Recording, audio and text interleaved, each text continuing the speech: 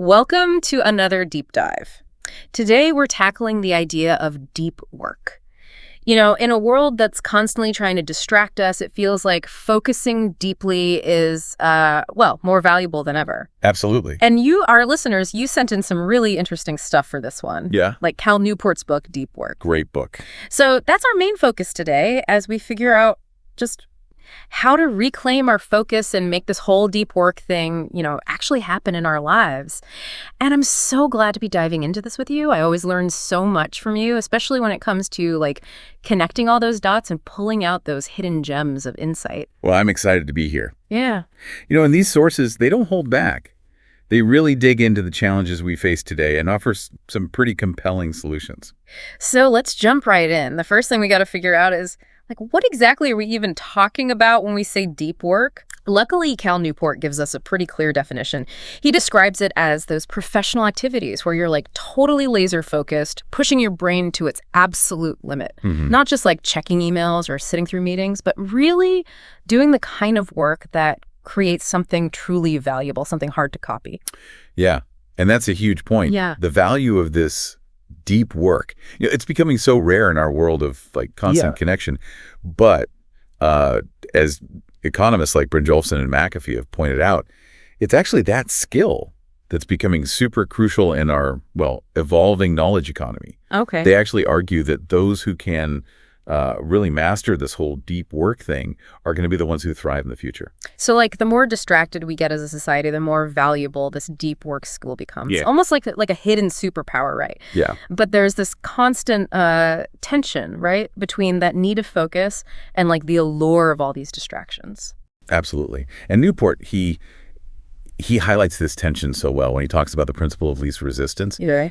Basically, without clear feedback on what truly matters, we tend to naturally gravitate toward those easier tasks, the shallow work. It feels good in the moment, but it doesn't really contribute to our long-term goals. It makes me think about companies like Facebook with their famous open plan offices. Are they accidentally making it harder for their employees to do this deep work? Seems kind of counterintuitive to prioritize distraction when you're trying to build innovative products. Yeah, that's a fascinating point. And Newport actually suggests that these companies, they might be falling into that trap of the principle of least resistance. Just easier to measure collaboration and communication than it is to really quantify the impact of deep work. Yeah. But as we've seen in Newport's examples, the results of deep work can be absolutely transformative. Take Jason Ben, for example. He went from spending most of his day browsing the web to becoming a top student in a really grueling coding boot camp. Wow. And his secret, he just ditched all the distractions and embraced deep work. Literally locked himself in a room with no computer. Oh, wow, that's some serious commitment. But it really shows how powerful a change in mindset can be. But it also makes me wonder, are the benefits of deep work only about productivity? Or is there something deeper going on here? Newport argues that deep work, it has profound neurological benefits too. It's connected to this a sense of meaning and satisfaction in our work. And he even suggests that it's key to achieving those flow states, where we just get completely absorbed in our work and lose track of time, those moments when we feel truly alive and engaged. Okay. And it helps prevent our attention from being constantly hijacked by all the distractions of the modern world. Yeah, that makes sense. I definitely know when I can really focus on a challenging task, I feel so much more energized and fulfilled afterward. Right. So deep work, it's valuable. We get it. But the question is, how do we actually make it happen in our lives? I mean, there are emails to answer, meetings to attend. Where do we even begin? Right. Well, that's where having a strategy, a philosophy for scheduling deep work becomes so crucial. And Cal Newport, he outlines several different approaches. Right. He talks about the monastic approach, the bimodal approach, the rhythmic approach, and he actually prefers this journalistic approach. Yeah. Finding pockets of time for deep work whenever they pop up. Yeah. Like a journalist always on the lookout for a good story. Exactly. I like that analogy. But it seems like no matter which approach you pick, the core principle here is to be deliberate about making time for deep work. Absolutely. It's not about finding time, it's about making time. You got it. And Newport suggests that having rituals can be incredibly helpful in supporting deep work. Yep. And he talks about these grand gestures, like J.K. Rowling famously checking into a luxury hotel to finish the last Harry Potter book. Wow.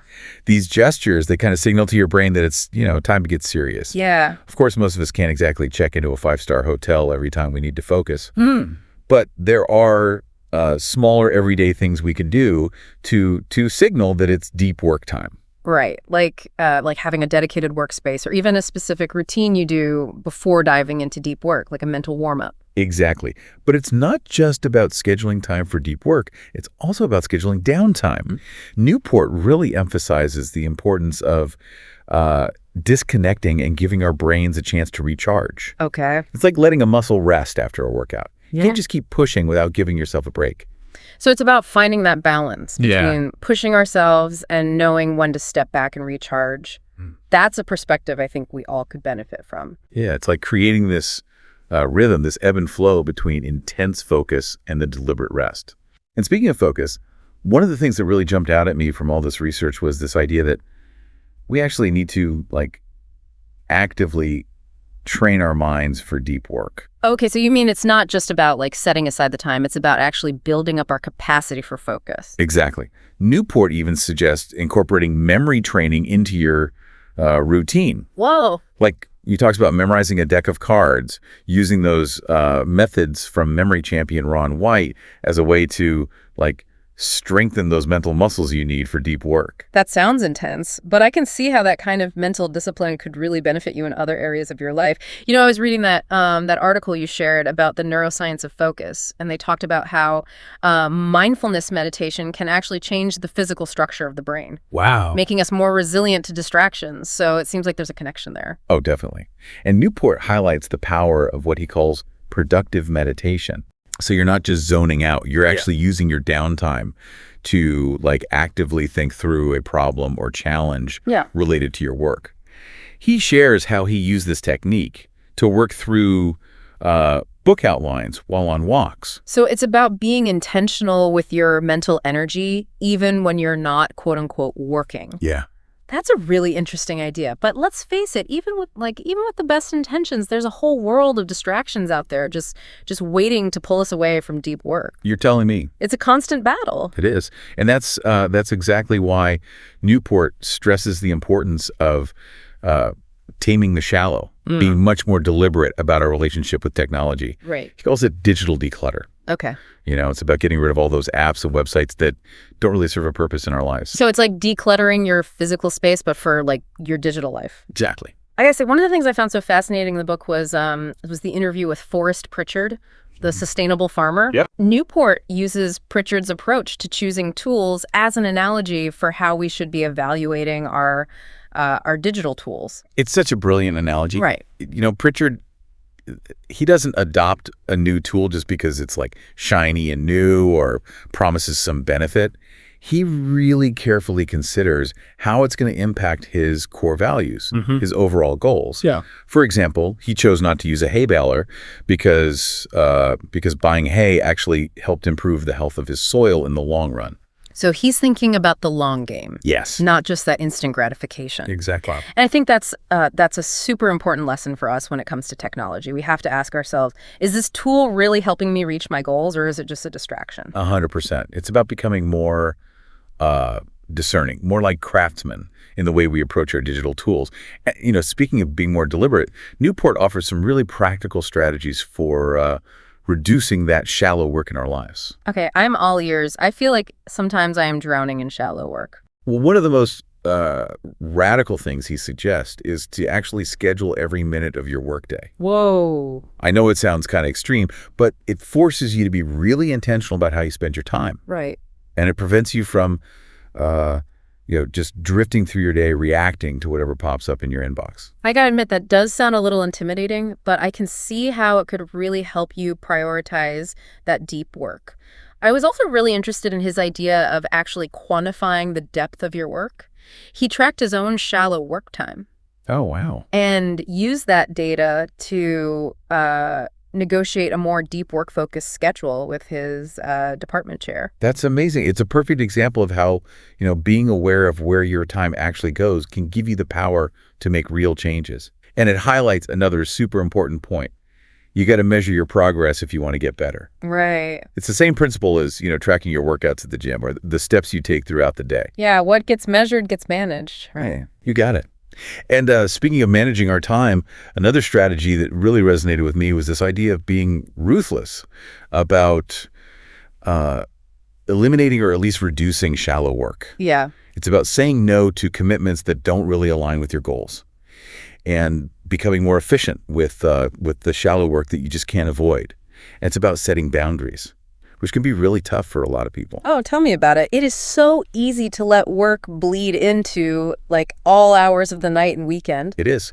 That's why I was so drawn to Newport's idea of fixed schedule productivity. Okay. Basically, you set a firm endpoint to your workday, and then you work backward to figure out how to get everything important done within that time frame. So it's a complete shift in mindset. It really is.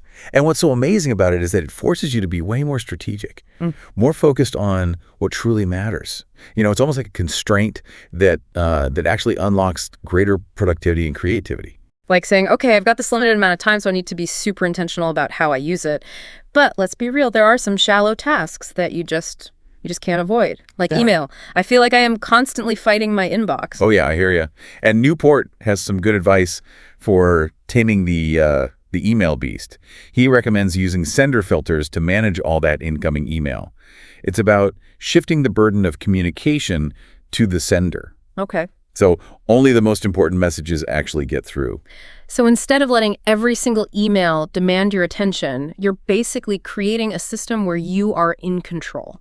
I like that. He also talks about putting more effort into your replies when you do answer emails. Yes. I know I'm guilty of just firing off those quick replies that just keep the back and forth going. Oh, we've all been there. Right. But what Newport's saying is that it's often more efficient to take the time to write a thorough response, one that fully addresses the issue, even if it takes a little more effort up front. Yeah, so it's about being proactive, not reactive.